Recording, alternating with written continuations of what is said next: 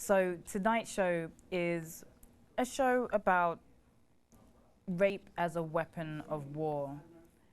Tonight we head to the Congo and we look into what has been a very lengthy war and struggle, and we focus in particular on this, what some might class as sexual terrorism against women, even in this far distant place, but women who are very close to our heart. This type of sexual terrorism, rape as a weapon of war, is something that doesn't cost anything but causes such a lingering damage, such trauma, such disease, even malnutrition, when families have to uproot themselves and flee in fear with their daughters and wives because they are worried and scared that their loved ones might be kidnapped and raped.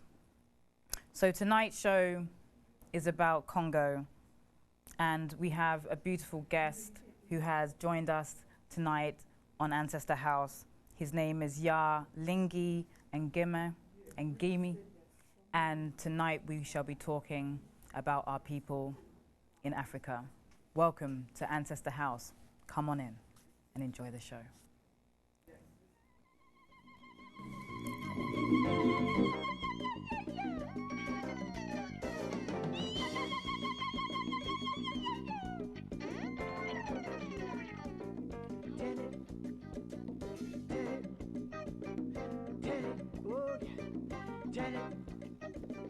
We must learn and tell our story, heal the pain and raise the glory.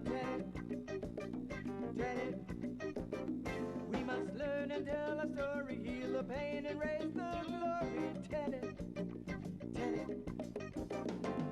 Not to know the family story is bad. Not to want to know it is worse. For to pass on ignorance to someone is it's like passing on a curse. And it will curse your father, curse your mother, curse your sister, curse your brother. And every time you come close to one another, it will be there in between. Good evening and welcome to Ancestor House. Come on in. Tonight's guest is Yaa Lengi Ngemi, and I'm very happy to have him here as our guest on Ancestor House, talking about the Congo, the Democratic Republic of Congo, also known as Zaire to many. Thank you very much for joining us. Please tell us a little bit about yourself and who you are. Well, I've been on the Ancestors House before with Nana Camille, and wonderful. How long ago was that? Not long ago, actually 2012. 2012, last year. Yeah, last year.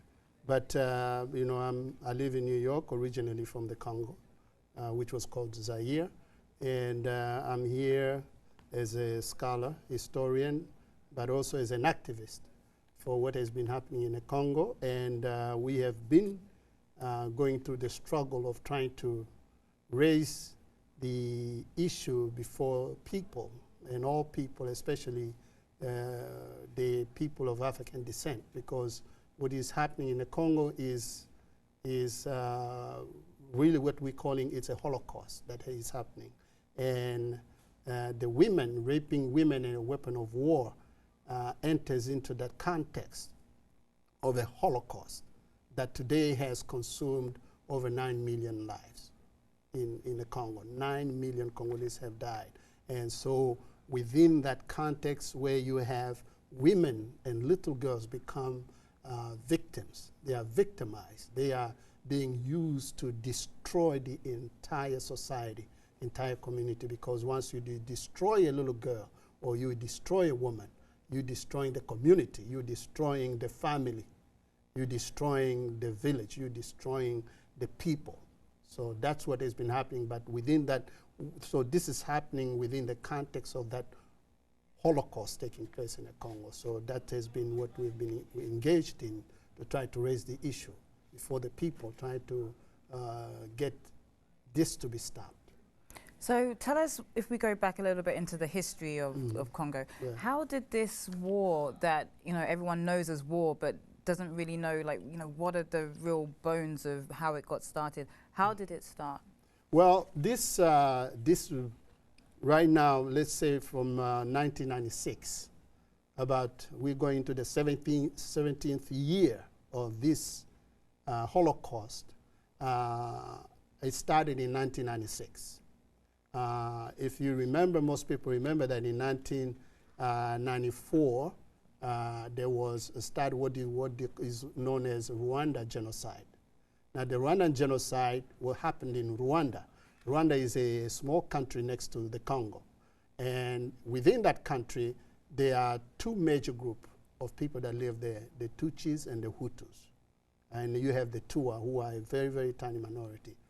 But in 1994, there was a struggle there, what people knew as a genocide, where between 500 and 800,000 Rwandans died. Mostly, they say that it was Tutsis, it was Hutus killing Tutsis.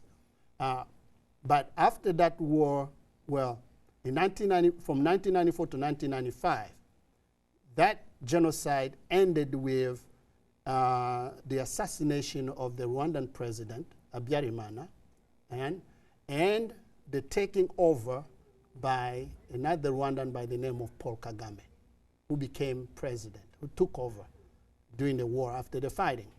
Once he took over in 1995, Rwanda, his government, with Uganda, who had helped him, to invade and take over in Rwanda, and Burundi, they began to prepare to invade the Congo.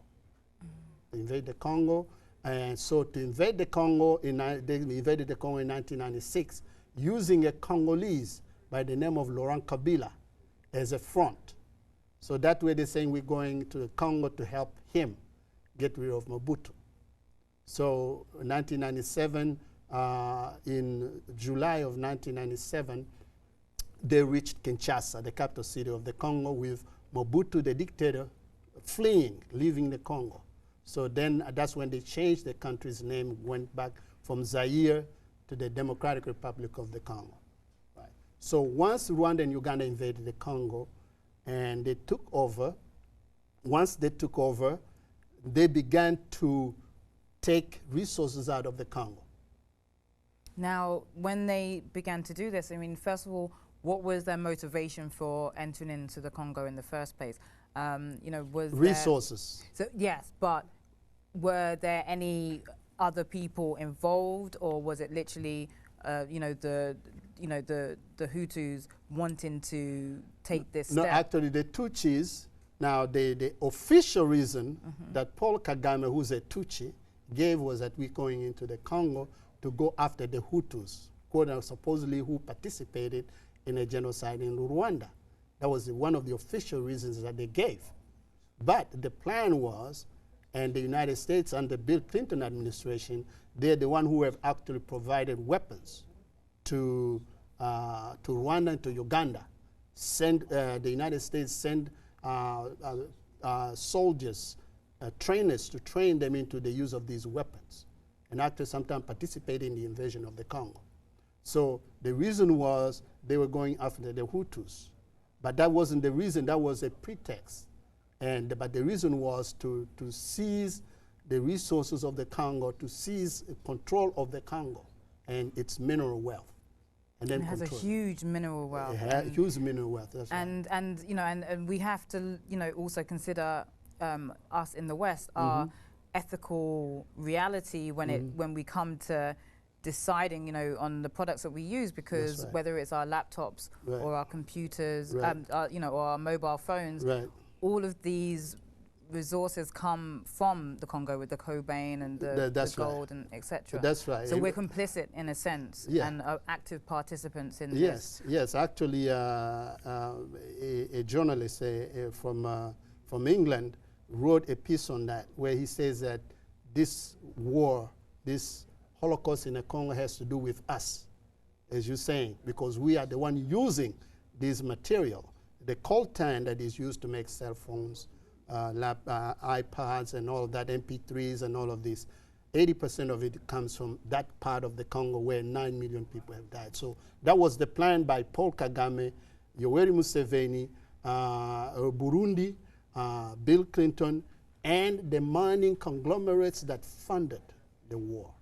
So it was about controlling the resources of the Congo. But in the meantime, as they went through into the Congo, they decimated all the Hutus, including elderly people, sick people, little children, women, because those soldiers that used to be in the Rwandan army, they fled.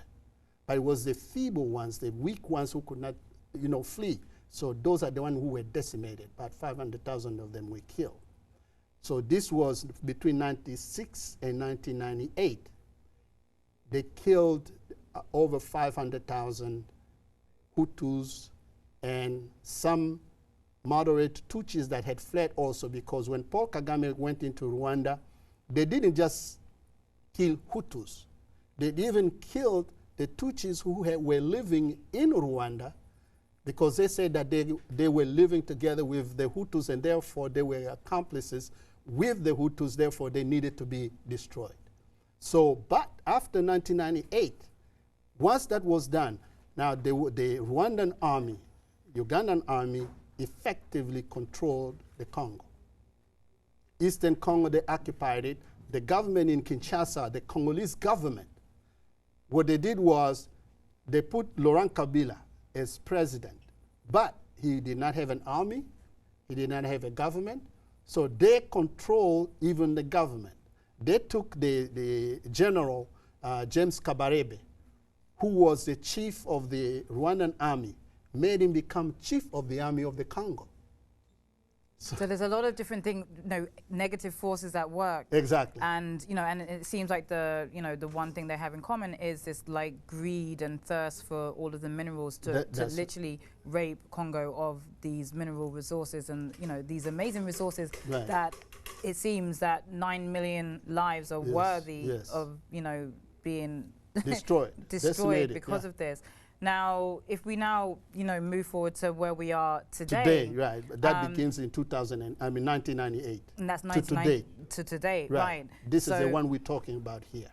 Because after 1998, when Laurent Kabila said, okay, we want Rwanda and Uganda soldiers to go back to your countries, then they decided that he had to be eliminated. So Rwanda and Uganda started fighting, trying to kill Laurent Kabila. So there became now a war between the Congolese army and the Rwandan and Ugandan and Burundian armies. It was called at that time African World War because Laurent Kabila went outside to get help from a few other countries like Namibia, Angola, and Zimbabwe. And so they came to try to help him until 2001 when Laurent Kabila was assassinated. So Laurent Kabila is killed. There's a young man that he had brought up in his house whose mother and father was Rwandan Tutsis. That young man's name is Hippolyte Kanambe, but he changed his name to Joseph Kabila. So because he was an intelligence officer in the Rwandan army, he was one of the bodyguards of Paul Kagame. So they set up a scheme where after they assassinated Laurent Kabila, they made him president, as if he was Congolese. As if he was Congolese. Exactly. So and did the people participate, or did they know? No, the people, he was imposed on the Congolese. Just like, you take over, you impose somebody. Any Congolese who refused, or any of the military officers who had a question about it, was eliminated, was assassinated. So they assassinated over maybe 2,000 at that time in 2001. Congolese officers, military soldiers, politicians, journalists who questioned the origin of this young man that they were making president. So they killed the people and so put him in just by force. He became president of the Congo in 2001. Since that time until today, so over 9 million people have died in Eastern Congo particularly, but also in Kinshasa. What happens? Every time, if you look on the map, you can see the size of the Congo in relations to Rwanda, huge.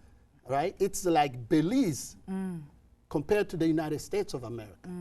When you compare the two in terms of size, very tiny. In Europe, it will almost be like Belgium compared to Germany or to France, if you compare them. But the way that Paul Kagame in Rwanda still controls Eastern Congo is that he has a Trojan horse in Kinshasa, Joseph Kabila. So every time Congolese soldiers go to the east to start fighting to push the Rwandans out, then he, being the commander-in-chief, he will say, okay, stop pursuing them, pull back.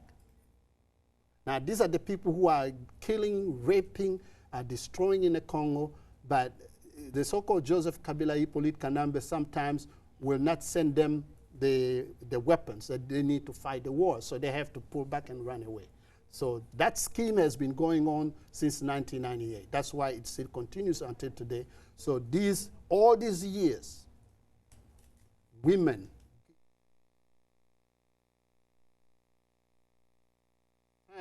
that said that came out in 2012 that 2 million Congolese women and little girls have been decimated, killed, violated, raped, and killed.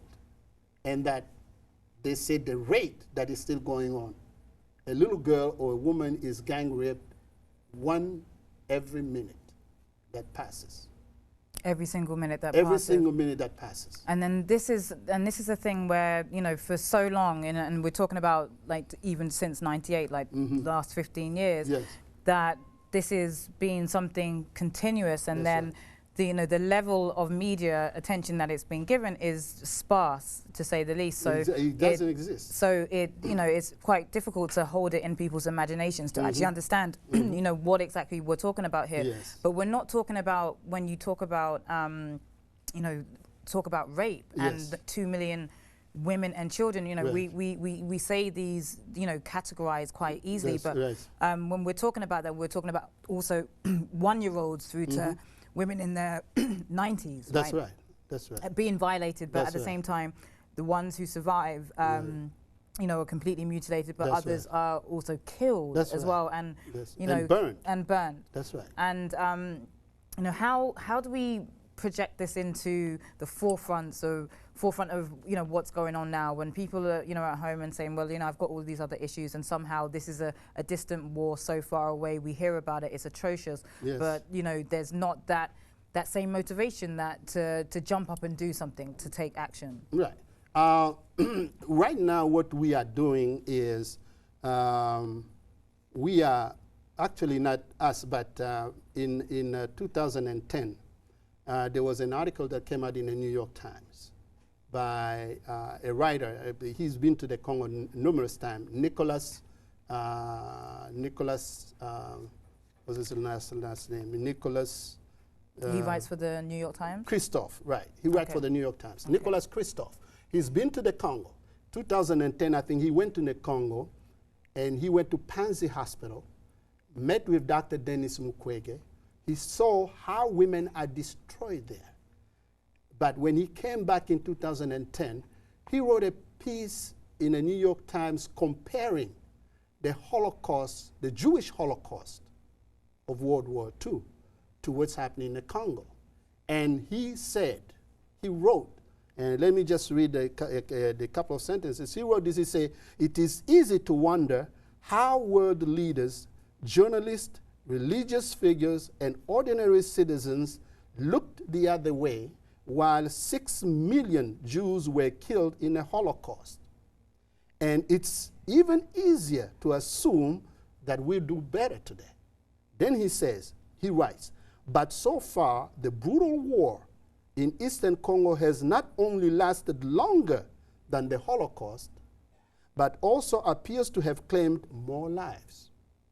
A peer-reviewed study put the Congo War's death toll at 5.4 million as of April 2007, and rising at 45,000 a month.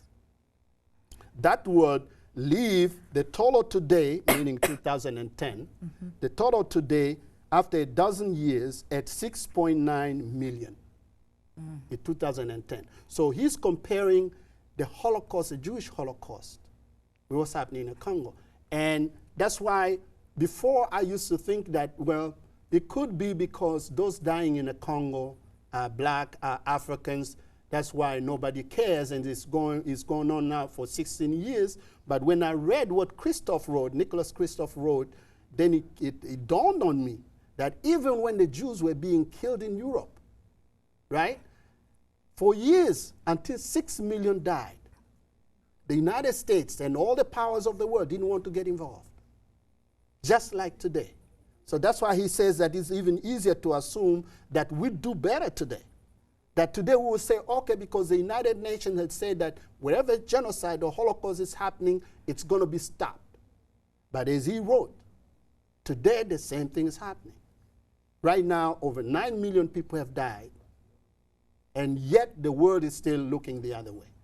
And so the next question would be, what are the steps and what is the action that we must take, whoever we are, if we have a conscience, if we have morality and principles, what are those actions that we must take to make these changes? Right. Just during the Jewish Holocaust, it was the people that put pressure on the government, for instance in the United States, for the United States to intervene in Europe and stop Adolf Hitler, right? We, the people of the world today, whether you live in the United States, whether you live in Great Britain, whether you live in France, whether you live in Germany, wherever you live, if you care about the people, we have to put pressure on our governments, just like during World War II, to stop today the Hitler of Africa, which is Paul Kagame. So we need to rise up, demand of our leaders that they end the Congolese genocide by stopping Hitler, Paul Kagame, because he is the one who is in charge of all this slaughter going on in Eastern Congo with his partner, Yoweri Museveni of Uganda, and his agent in Kinshasa, the guy they call Joseph Kabila, whose real name is Hippolyte Kanambe. So yes, we need to put pressure today, but we shouldn't think that it's just unique to the Congo or to Africa or because these people are black. That's what I have come up to understand, that is happening. Oh, it did happen also during the Jewish Holocaust. 6 million died, nobody intervened. Because what's happening in Germany, and we didn't want to get involved in Europe, and so on and so forth. Right now, the same thing in the Congo. Actually, in the Congo, Paul Kagame, he's getting money and weapons from the United States. Yoweri Museveni is getting money and weapons from the United States, from England, from Germany, from all these European countries. They're still funding him. And so the reason they're funding him, you know, obviously because of the resources that they can also get their hands on. So that's right. If we look at history and, you know, as you said, if we're going to make it comparable to the Jewish Holocaust, right. You know, we can learn from that to know that there's not going to be any type of sudden change when it comes to policy and how, these governments are behaving. That's right. And so they will always fund whoever needs be to get what they want. Because those multinationals, they don't care about the people dying. Exactly. That's why unless the people rise up and demand an end to this violence, to these atrocities. I mean, atrocities taking place. We have a few pictures we're going to show later, but atrocities taking place. People have to demand that because corporations have no feelings. Corporations are looking at their money, what they can get.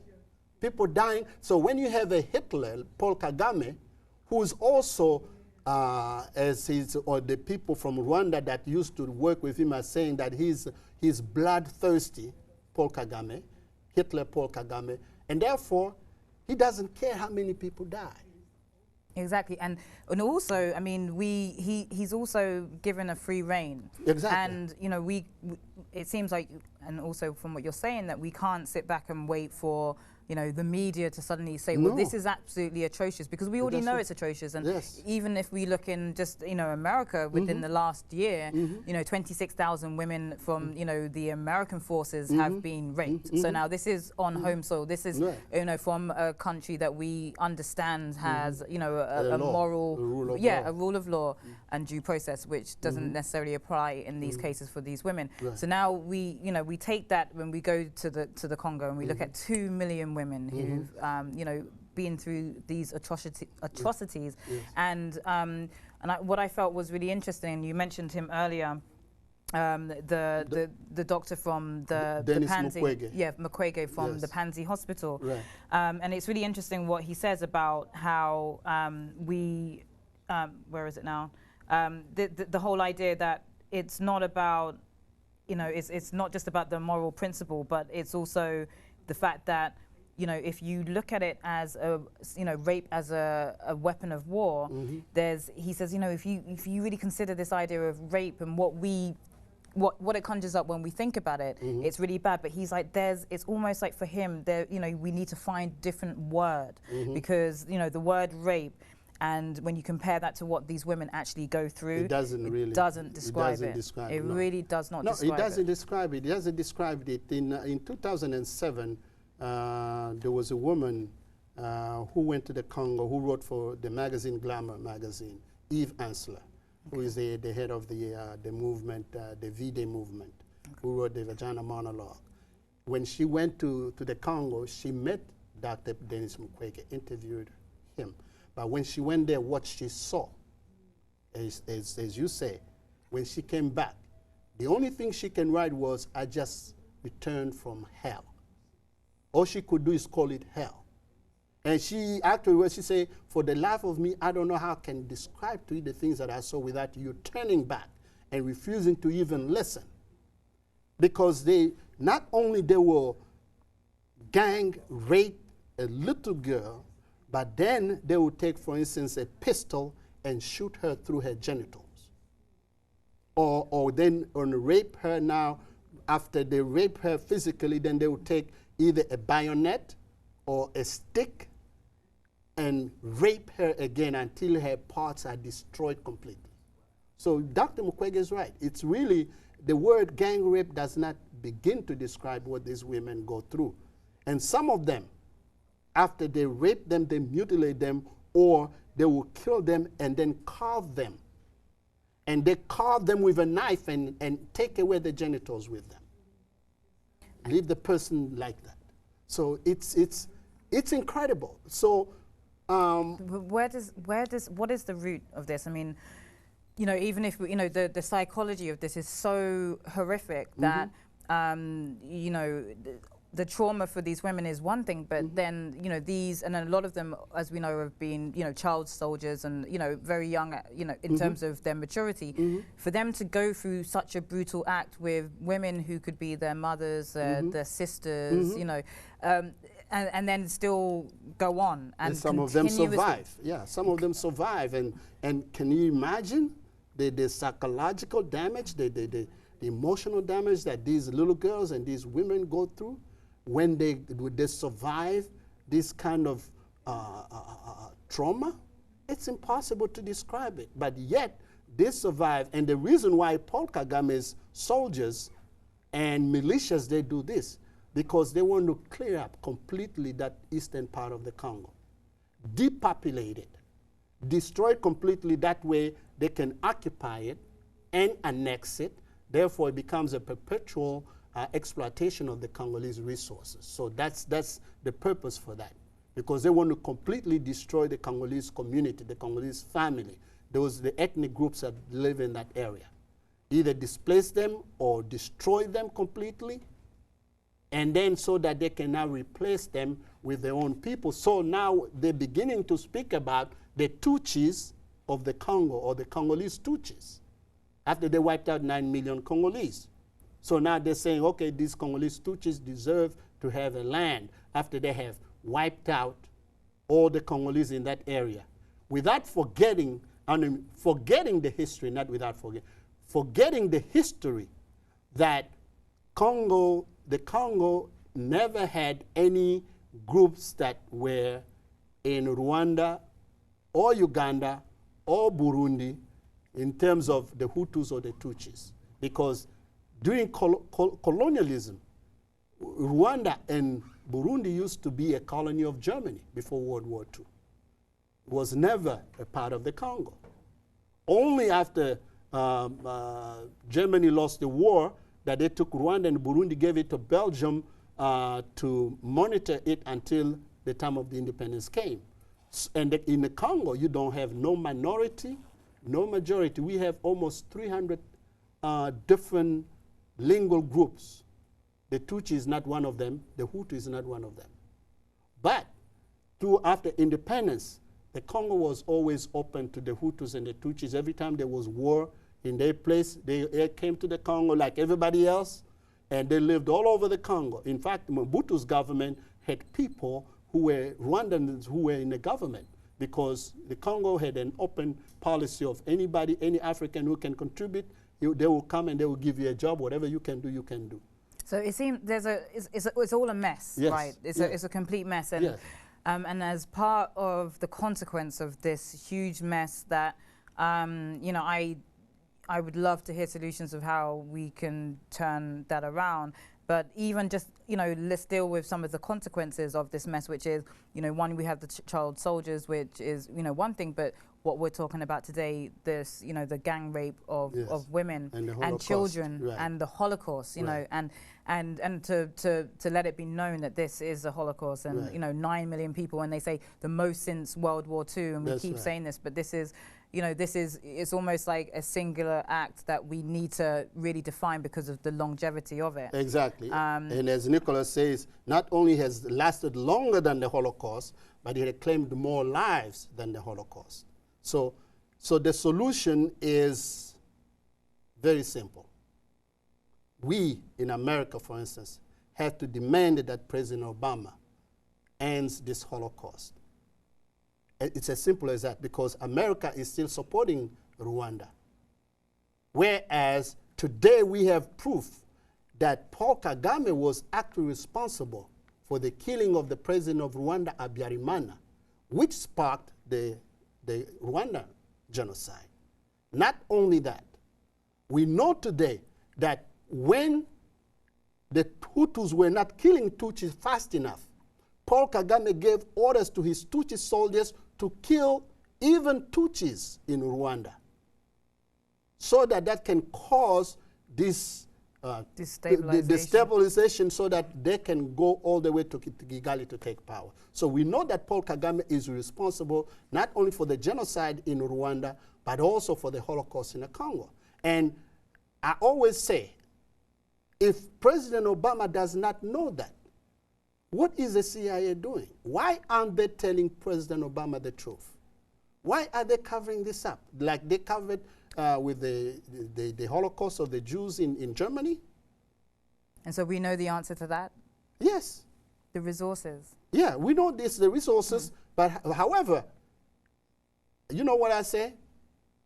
If the Pentagon needs the resources, if what do you call it, the companies that make cell phones, they need the resources. They ask the Congolese the resources. The Congolese are going to sell the resources to them, because people don't eat diamonds. People don't eat gold. But for God's sake, let's stop Hitler, Paul Kagame, little Hitler, Joseph Kabila or Hippolyte Kanambe, and their associate, Yoweri Museveni, from continuing to kill the people. And so, and also, you know, there's a letter, an open letter to the president that was sent. Yes. And so there's, you know, in this day and age, there's online petitions that people online can petitions, right? There's letters, in. That's right, that we send it to the president. And so we need to continue these actions. And what I did was I brought a few pictures that they're going to scroll through to show them where you're going to see, for instance, a woman and the baby burned to death. Okay, so we have those pictures, and this is, you know, and this is just bringing it, you know, to the heart of the situation. Exactly, so and let me just warn the people that some of these pictures might be hard to see, to watch. They're dramatic, but I want to tell the people, we saw the Schindler's List. It was a movie that was made that showed the pictures of the Jews, how they burned them in those concentration camps. And I believe that we as a people need to see also some of the pictures of the Holocaust in the Congo. So I brought a few of them that are not the worst that I could have brought. But at least it gives you an idea of people who are women who are burned, or children who are chopped to death, because this is the method that the Rwandans of Paul Kagame used. So hopefully we can run those pictures. So you would like to see those pictures now? Yes. That's a woman who was, after being raped, is killed with, she's killed with her baby. And the next one, okay, this is the family, children who are killed, and you can see they bludgeon them to death with the family, with the mother and the children. Go to the next one. Okay, a woman after being gang raped and she's burned, and you can see her, that's her body after she got burned after being gang raped. And who is taking these pictures? These are the people in the villages take these pictures, the photographs, after those criminals, they leave. So they come back and because they leave the body there. And so this is, you know, horrifying to see that exactly. Now this woman, actually I have her name in my book that I'm writing, but after they gang raped her, they chopped her body. And you can see her legs and all chopped off, and then they cut out, they carved her genitals and took them away after they gang raped her, and then they dropped the body on the side of the road. Yes, next one. This is awful. Okay, and that's the one on the top, again, you can see it's a woman. After she was raped, she was bludgeoned to death on her face, and you can tell her. And that's another young lady underneath there, the same thing. After she was gang raped, she was bludgeoned to death. So the people are weeping over her. Let's go to the next one. Okay, that's how they kill little children. They take machetes or they take a hoe and they just chop them on their head. That's a little child. Go to the next one. Goodness. That also a child. They cut his neck with a machete. That's how they kill children. Next one. That's a child also. His face was cut off with a machete or with a hoe. Next one. It's a child killed. Okay. And if you can stop there, the last picture you see a little child with his father dead and left to the ground. And this little child is holding the father's arm, trying to lift him up. Oh, it's so And sad. you can imagine the trauma that this child has gone through if he survives. But these pictures here actually are not the worst that I could show you. Because those ones that are too graphic to see, I did not. I mean, these are really graphic, and I mean, and the thing is, it's graphic because of the realness, but also it's just unconscionable to think that other human beings are going through that. Are going through this, and then they have to witness this as well, Yes. And then somehow find a way to continue, and knowing that the people that are doing this to them are, you know, they're people. Exactly. You know, these are the, you know, the African kin, and it's really it's awful and it's harrowing. But one of the things that's so positive about this, even though it's awful to see these pictures, is that the story is being told. That it's coming to us. We're hearing about it, and Yes. we will take action. Yes. And sometimes it takes that, you know, to see something like that, to That's say right. this is what's really going on. Exactly. This is not That's just why I say that we, you know, though the pictures the photos may be so awful to look at, we need to see that so that can galvanize us to take action. Because without us, the people taking action, is not going to change, as I said, because the mining companies that are getting the coltan, the gold, the diamonds, the copper, the tin, and all of these things, they don't see the lives being destroyed. They are seeing the dollar signs. And when we are holding a cell phone, that should at least lead us to say, as a writer of Independent of London said, that when you're holding one of these, it's just a paragraph, I'll read it to you what he says. The deadliest war since Adolf Hitler marched across Europe is starting again. That was in October 2008. And you are almost certainly carrying a blood-soaked chunk of the slaughter in your pocket, whether it is a mobile phone or iPod, MP3. And he said, when we glance at the Holocaust in Congo, with 5.4 million in 2008 dead, he said the cliche of Africa reporting tumble out. They will say this is a tribal conflict in the heart of darkness. He said it isn't. That's not what it is. Then he writes, the United Nations investigation found it was a war led by armies of business to seize the metals that make our 21st century society zing and bling. The war in Congo is a war about you. And this is where Johann Hari, who wrote in Independent of London in 2008. That's a beautiful piece. I mean, Yes. the blood-soaked yeah. chunks Yeah. of everything that we carry around That's right. with us, and you know, That's and right. I'm you know, I'm guilty of it. We are all guilty. Yeah. But what I tell people, when I spoke to students in Queen's College, they invited me to speak on that. A young lady started crying because she said, so what am I going to do if the laptop has the blood of the Congolese in here? I said, don't cry, because you need it to study. But use that now to become an activist. Use it to become an activist to demand that this Holocaust stops. Right? So use your cell phone to call your congressman, congresswoman, senator, the president, because you can even call the White House. Everybody, the White House phone number is listed. Every citizen can call the White House and demand that the Holocaust in the Congo be stopped by stopping Hitler, Paul Kagame, little Hitler, Joseph Kabila, and the associate, Yoweri Museveni. If they can stop those three people, then this Holocaust is going to end tomorrow. And America can stop it. And, you know, and it's the silence that must be so awful, because there's clearly something huge going on, and you know, and it's even when we look at the different labelings that we can even, you know, in terms of describing what this is, we're having to come up with new terminology. So the silence that we are all complicit in is really sad, especially when we have the pictures that you showed earlier, but then also a lot of documentaries and films from women who've actually suffered under this, you know, and actually been mutilated, been gang raped and survived. But the shame that they have to carry with them is and the trauma. I mean, let's. If, you know, even if we talk about the trauma, but even the shame in terms of like, okay, we're gonna stand up and discuss this when this is not something that we want people to know about. Exactly. And one woman that I heard her testament when she talks about, you know, going to the Pansy Hospital to get treatment, and, you know, not wanting, and the stigmatism that was attached to the fact that she was there because she had been raped, and not wanting people to know that that's what she'd gone through, because this next thing is the amount of disease that that comes with that.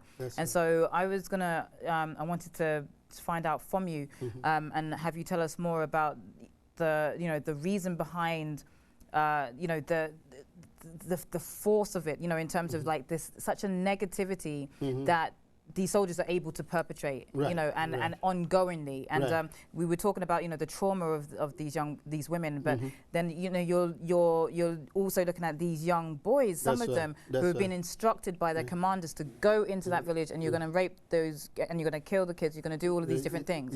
And so, I mean, one, if that's not your nature, how you would psych yourself up for that. But two, to be doing this to people who look like you and look like your brother and sister. Well, the thing about it is that the situation in Rwanda, the Rwandan society of the Tutsi and the Hutus, I studied it in when I studied a book of Cheikh Anta Diop, when he talks about, he wrote a book in 1994. He compared the Rwandan society with the genocidal society of ancient Greek, where one group wanted to wipe out the other group. And there's been this struggle between the Hutus and the Tutsis in their society. So we are, as I'm reading now some of the leaders, the Rwandan leaders such as Dr. Rudasingwa Theogene, who used to be Paul Kagame's ambassador to the United States, who had to run now. He's in exile in Europe because Paul Kagame wanted to kill him. Or the other general, Nyamwasa Koyumba, who is now hiding in South Africa. Paul Kagame sent a commander to kill him. They shot him, but he didn't die, so the South Africans are hiding him. When I look at these people who are coming now, who are Tutsis, who actually participated in what Paul Kagame did, saying that Rwandans need to come together as a people to live in peace between Hutus and Tutsis, I have hope for Rwanda. So that the mentality, the genocidal mentality that they have nurtured from years, hopefully will change. But as far as the Congo is concerned, the Rwandans, they have been doing this amongst each other in Rwanda before they went to do this in the Congo. So for them to chop a child's head with a machete, they've been doing that to each other in Rwanda for them to gang rape a woman, a little girl, they've been doing that to each other in Rwanda. So now they have just exported that inside the Congo, you see. And so, but the thing is, what kind of mentality these people have, I do not know. I can't imagine for the life of me how somebody would take a machete, a little child is sleeping or crying, you take a machete and then chop the baby, the little child, the little girl, little boy, right there and kill them. I cannot imagine that. But by the way, do you know that they tried to kill Dr. Denis Mukwege last year? Dr. Denis Mukwege? Yeah. They attempted to assassinate him, and his guard actually saved him by being the one who got killed. Oh, my goodness. So Dr. Denis Mukwege had to come out last year. He went out. He took his family out. He was in Europe. He came over here in the United States. I met him once we spoke. But guess what? Even though his life is at risk, this man could not stay outside of the Congo. He went back. Wow. And for people who don't know, Dr. Denis Mukwege, he's a gynecologist who fixes these women. Yeah, and basically fixes the these whole women. world knows about him now. And watch this. Unless we stop the Congo Holocaust now, today, sooner or later, they're going to kill Dr. Denis Mukwege. Because they don't care. The Rwandans don't care. Paul Kagame doesn't care. The so-called Joseph Kabila or Hippolyte Kanambe does not care. They want to continue killing anybody who will raise the issue, anybody who will get them out of the Congo so that they don't control these resources. They will kill them. You know, and now, you know, Malcolm X said that when he traveled through Africa, the countries where people were, you know, looked after their women, educated their women, were always the countries that were really soaring in terms of everything, you know, from their politics, economics, and everything. And so when we look at what's going on in the Congo and the fact that women are the foundation of these communities and of the family, this seems like a real strategic move on someone's part to, you know, obliterate this whole thing. But to do it in such a tragic way, it's not just like we'll kill everybody. We will, you know, like completely validate, gang rape and violate and mutilate, all, you know, all of these horrific things. And such suffering that it's the collective imprint of that for centuries. I mean, for generations. That's right. Well, it's how do you get over that? And so when it comes to this strategy, there's a lot of people that people want to blame. So you know, the Congolese army will say, well, we never do anything like that, and it's the rebels, or it's the militia, or it's the Mau Mau. You know, all of these different people. But then when, you know, people do further investigation, it seems that all of the, you know, whether you're on the side of the apparent side of good or bad, everyone, if they're in some way a soldier with a gun, has, you know, participated in... Actually, what you said is very important, because you will hear in the reports, even from the United Nations, they will say, okay, Congolese soldiers also gang rape in Eastern Congo. Now, here is the scheme that Paul Kagame cooked up with his agent, Joseph Kabila. When they bring Rwandan soldiers inside the Congo, right, they start killing. Then when the international community say, no, we have to stop this, they say, okay, we're going to make peace. To make peace, we're going to integrate these quote-unquote militias not into the Rwandan army, but into the Congolese army. So now Rwandan soldiers, Rwandan militias, now they become Congolese soldiers. Meaning that now they can kill, rape, and so forth. Who they're calling? The Congolese army. I have a picture. I'm getting ready to put a book out. I have a picture where you have Rwandan soldiers with Rwandan uniform, right? They are putting on top of the Rwandan uniform the Congolese army's uniform. And by the way, recently there's a movement called M23. The Obama administration told Paul Kagame that they had evidence that M23 was created in Rwanda, that James Kabarebe, the defense minister of Rwanda, was the one who was overseeing the creation of M23, and they took soldiers from Rwanda gave them the uniform, weapons, money, and sent them inside the Congo. And guess what? Today, as we speak today, now they are claiming M23 are Congolese. Wow. And they're trying to put them now, integrate them into the Congolese army. So that's when, so when you hear Congolese soldiers are raping, you know that these are the Rwandans who have been integrated in the Congolese army, because you can look at the huge Congo, you go to Kinshasa, no Congolese soldier is raping a Congolese woman in Kinshasa. You go to Kisangani, you go to Mbandaka, you go to Lubumbashi, you go to Bandundu, you go to Matadi, you go all over the Congo. You will not find a place where Congolese soldiers are raping or gang raping little girls. Only in Eastern Congo, where Rwandans have become Congolese, like the guy Bosco Ntaganda, who was wanted for many, many years. But last year, because Paul Kagame wanted to kill him, this year actually, he went and hid himself at the US Embassy in Kigali in Rwanda. So they took him to The Hague. When he gets over there, they ask him, Bosco Ntaganda, where were you born? In Rwanda. Okay. Okay. What language do you speak? Kinyarwanda, a language that is never spoken in the Congo. Okay, what are you? I am Congolese. How can you be a Congolese? Who doesn't speak? Exactly. Yeah, you right. see, so this is the scheme now beginning to blow up in their face. But so we need to put pressure, everybody. Everybody needs to put pressure on the government, especially here in the United States. If we all can call Barack Obama, the White House, and demand that he stop this Holocaust in the Congo, it can end tomorrow. Okay, so the step for action from everybody is that they should Call the White House. Call the White House. That's right. Sign the petitions online. That's right. And demand that President Obama stops the Holocaust in the Congo. As I say, if I know this information, if Nicholas Kristof of the New York Times knows this information, if Johann Hari of the Independent of London wrote this information, you know when? 2008. Then President Obama for sure should know about this information, about these pictures, about this Holocaust. And it is incumbent upon him as a leader of the free world, let alone the fact that he has the African blood running through him, to stop this Holocaust. And I think the whole nation, the whole world, I mean, we stopped, when they intervened to stop the Jewish Holocaust in Germany, not everybody who fought there is a Jew.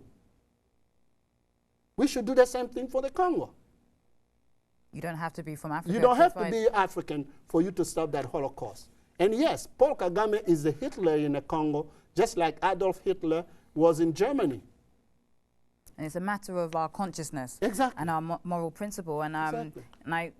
and especially for our Ancestor House audience who really care about these issues, you know, it's really important that we hear hear from someone who's been there, who is from there also, and help us make that connection that even though there is distance between us, this is also our struggle. You know, there are brothers and sisters. That's right. And also to start looking at the media in a way to actually, you know, to see what stories are put out there and see who is in favor when it comes to Africa and who isn't, because it changes quite interchangeably, and it all really depends on, you know, what strategies are in place and whose resources are being utilized in particular ways. That's right. And so it seems like the struggle for for Africa and its resources and the land grab is so much bigger than, you know, it's such a big piece of the pie to chew off, and you know we're in our own lives in the West, and it's almost like, oh well, I'm dealing with, you know, the subprime mortgage, you know, or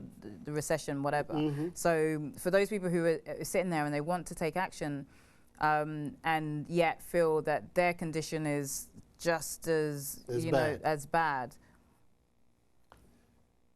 Listen, I can be unemployed in America. Believe me, my condition will never be as bad as that little boy in an open field crying over his father who has died. I can be a woman and be homeless in America, but I can never be like the woman in the Congo who was carved after they gang raped him, they chopped him off. Or after they gang raped him, They shoot him through his genitals. Now, he's just feces and urine never stops. She can't control them. Can never. No matter what situation we are in America, you can never compare it to what's happening in the Congo. It's like saying that, okay, I'm here, I'm suffering too, so the Jews were being burned in those crematories in Europe. You know, I got to look at my, and by the way, that's what a lot of people said when those 6 million Jews were dying. They were saying that too. You know, it's not our problem. Until we came to understand, or pressure went on the government to understand that, no, that also is about us. Those Jews who were being burned were humans like us. Just like those African Congolese that Hitler, Paul Kagame is killing, they are humans like us. They are like our children. They are like our mothers, our grandmothers. Until we understand that, we will think that, okay, it's far away. But as Johann Hari wrote, it's about us. What makes this America, if you're riding a plane, it's a resource, the cobalt is coming from the Congo. If you have a cell phone, you got the, as Johann Hari said, you holding a chunk of the blood of a soaked blood of the Congolese in that cell phone. So we can say it's not about us, it's about us.